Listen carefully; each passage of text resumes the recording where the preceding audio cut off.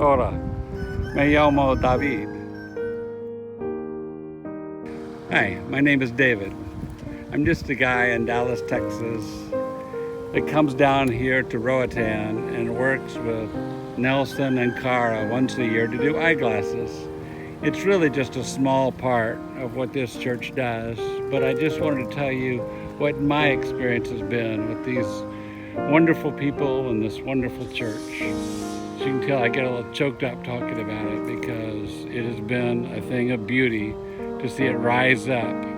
I guess it was about 7 years ago that my wife and I realized we needed to change places where we go, coming down to Honduras. And part of the reason we decided to come to Roatan and to this place because we heard good things about Nelson and Cara, the two reverends here in the Episcopal Church.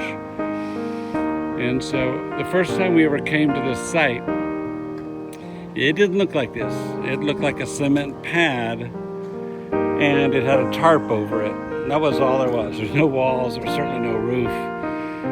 I was astonished that the cement pad was so big because they were clearly planning on building a big church. The congregation was medium sized, but they were building bigger than what their congregation needed at that time. And Cara and Nelson said, yes, we're planning to grow in the future. We're not building for now, we're building for the future. And I can't tell you how many times I have heard them say that. And then slowly that future vision has become a reality. So each year we would come down in February and we would see little walls going up. And you could see there were windows, which were just spaces in the walls. And then it became higher walls, and then there were steel beams that were put in for the roof. And that was a challenge, because one time the steel beams sank in the sea, and they had to go about getting a new set of steel beams. But over the years, the building rose more and more to where this is pretty much a finished church now. I mean, it doesn't have stained glass in the windows, and it doesn't have a whole lot of ornamentation. But this, the building is structurally and operationally done. So what they envisioned has come to pass. But this is just a small part of what they do. So those are the beams. Their sister beams are at the bottom of the ocean somewhere. But that didn't stop Cara and Nelson. They moved forward. So I've been to services in here over the years and watched them worship. But the main thing that has impressed me with Nelson and Cara over the years is just how dependable they are. They literally meet us at the airport without a hitch, take care of us all through the week without a hitch, take care of us physically and spiritually. Even when I had someone very close to me die while I was down here, they were there for me spiritually. And they are here for the people in so many ways. So you may not realize it, but this church was also built to be a safe place to come in case of a hurricane. Because again, Nelson and Cara think, what will we need in the future, not just what we need today. And that is the thing I've seen again and again with Cara and Nelson. It's just as an example. On the way in this week, we did eyeglasses this last week. On the way in, I was telling Nelson, well, since we're going to do eyeglasses on Sunday afternoon, maybe we should post some signs at the little grocery stores that are nearby. I think they call them bodegas. And Nelson said, yes, that's a good idea. And he stopped at the first bodega and showed me the sign he'd already put up. I said, when'd you put this up? Oh, 3 days earlier. And the second bodega with a sign, and then the third bodega with a sign, and then finally here at the church with a sign. Nelson is usually several days ahead of me in planning for the future. Even with the eyeglasses.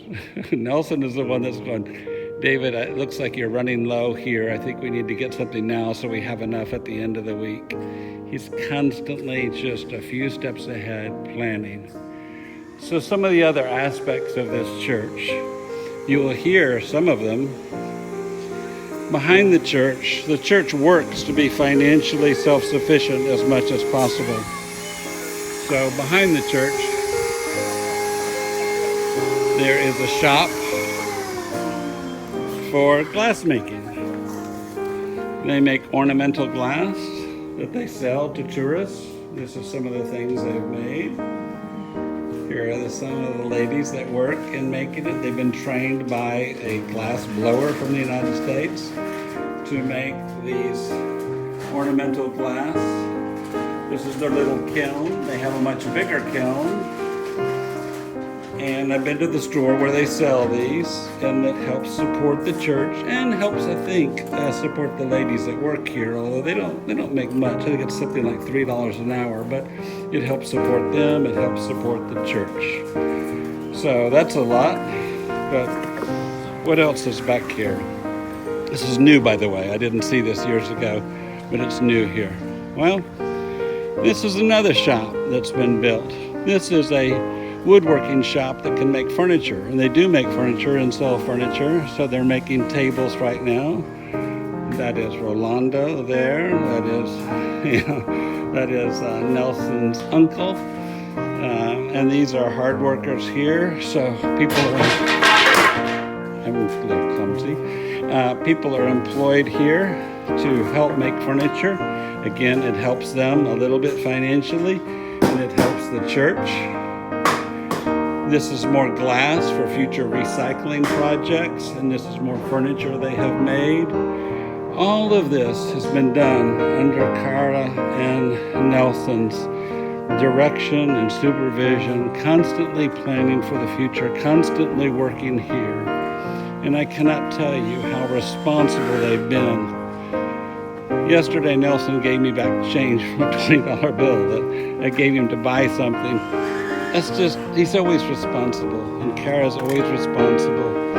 And so this has simply been one person's experience here, but I have the feeling that this has been many people's experience here in this church. So thank you, and have a beautiful day.